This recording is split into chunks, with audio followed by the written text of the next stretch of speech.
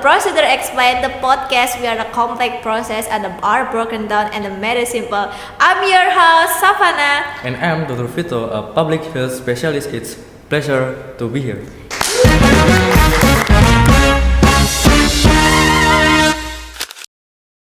So today we are talking procedures that is performed by billions of people every day, but often it is performed incorrectly. We are talking about hand washing. That's right, Savan. And of this procedure is critical. The primary purpose of proper hand washing is not just to get visible dirt off. It is the inactivation and removal of microorganism pathogens like virus and bacteria. When this procedure is done correctly, the spread of infection disease is significantly reduced. So it's a medical procedure we shall all be practicing. Exactly, and like any procedure, it has a steps and there are for every single step. This is what we are to break down, Dr. Vito. Let's start the very beginning. And what is the first action that must be taken? The begins before water is even touched first. Any debris such as rings or watches should be removed. Oh, why this is step ruined? This is done because pathogens are easily trapped in the small crevices of jewelry and on the skin underneath. For the hands to be fully decontaminated, the entire skin surface must be accessible. Oh, that makes sense. Okay, my ring off right now. So what's next? Next, clean running water is turned on the hands and then wet directly under the water. Why are the hands wet before the soap is application? The water is needed as a vessel for the soap. A better layer is created on this skin that is already wet, which allows the soap to be distributed more evenly across a surface of the hands. So the hands are wet now, and the soap. Correct. A sufficient amount of soap is applied to the cupped palm of one hand. Here is important of liquid soap is used. One full palm is usually sufficient. If bar soap is used, it must be later well between the hands. Oh, and the first soap is obvious, right? To kill germs. It's slightly more complex. It is so vital is that its molecules are designed to break apart to fatty outer layer, the lipid envelope that protects many virus and bacteria. The germs are not just killed, they are physically broken apart and inactivated by the soap. So, water alone just rinses, soap activity disarms the germs. Precisely.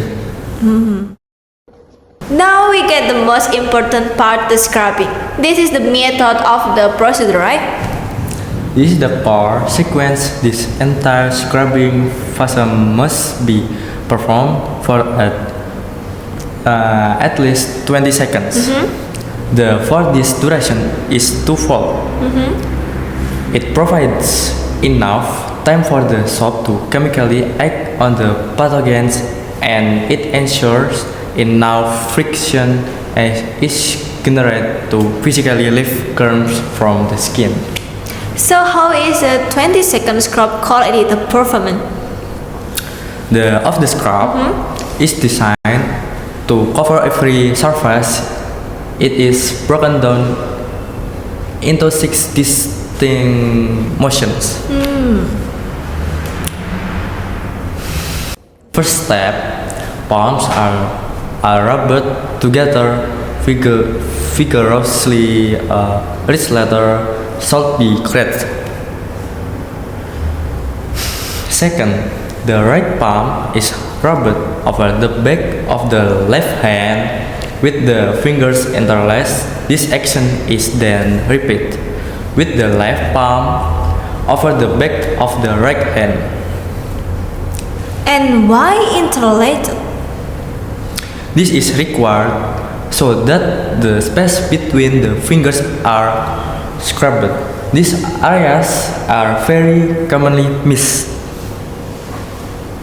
Third, the hands are placed palm to palm again, but with fingers interlaced. This cleans the other side of the space between the fingers. Oh. Fourth, the backs of the fingers are rubbed against the opposing palms with the fingers interlocked. It looks like you're hooking your fingers together. I'm trying that right now. It feels like bit unnaturally, but I can see how it is clean and coupling, and the back is of the fingers. Fifth, rotational rubbing of the thumbs is performed. The left thumb is clasped in the right palm and rotates. This action is then repeated for the right thumb. The thumb is the most frequently missed digit. And the last scrubbing step. The fingertips and nails, the tips of the fingers of the right hand are rubbed rotationally, back and forth into the palm of the left hand. This is then repeated for the left fingertips. The for this is clear, and enormous number of germs are trapped under the fingernails. This action forces the soap and friction into that area. Okay, so to review the squishy palms, back of the hands, back when the fingers, and the back of the fingers, thumbs, and the fingers tip. All of this is done for 20 seconds. That is the minimum time for the entire scrubbing sequence. Okay, 20 seconds of scrubbing have passed. My hands are covering in the leather.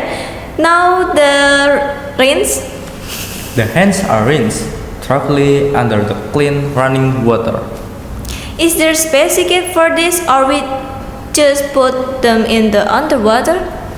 There is a method, and it is important. The hands should be held with the fingertips pointing downwards. A white downward. That is to prevent recontamination. The water, soap, and the inactivation germs are being washed away.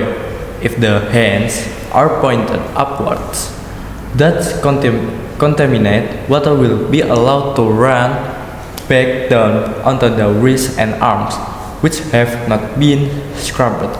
The procedure is to remove germs, so we direct them away from the body and down the drain. That is the detail I have never considered. Okay, the hands are risen. Are we finished? Not yet. The final step in the sequence is drying. The hands must be dried completely. So how should they be dry? Air dry or just cloth dry?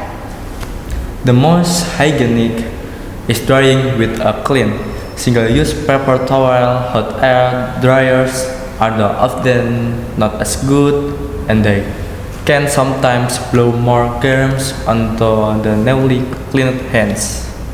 A shared cloth towel in a bathroom is a major source of the recontamination. Okay, Dr. Vito, why is drying so important? What the reason of? This is a step people often skip. There is that wet hands transfer pathogens much more easily than dry hands.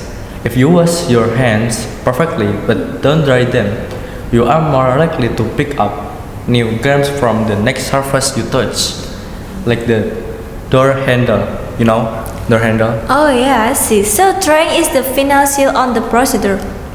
It is, and if you are in a public facility, the paper towel which was used to dry your hands should also be used to turn off the thirst. The first handle is high touch, contaminates surface by using the towel the clean hands are protected, the towel is then discarded. Dr. Vito, that was incredible, comprehensive. Let's do quickly review for all of the 4 aspects we discussed. First, the purpose. The overall goal is a removal and inactivation of the pathogen to prevent the spread of disease. Correct. The second, the logical sequence is 1. Hands are wetted. 2. Soap is applied. 3. 20-second 6-step scrub is performed. And 4. Hands are the reason. And 5. Hands are dried completely. And 6. The founds is turned off with a towel. An excellent summary of the sequence. And the third, the method. This isn't just rubbing. Is this the specific 6-step technique with the palms, back, big bend, cutlery, thumb, and the fingertips? Yes, the method is how the goal is achieved. And finally, the reason we cover why every step is done. Soap is used to break down crumbs in brands.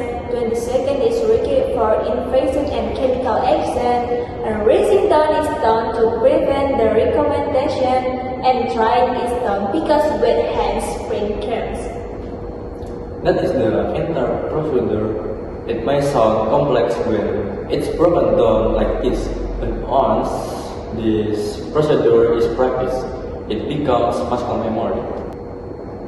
And it's a procedure that is proven to save life. Dr. Vito, thank you so much for being here and explaining this so clearly.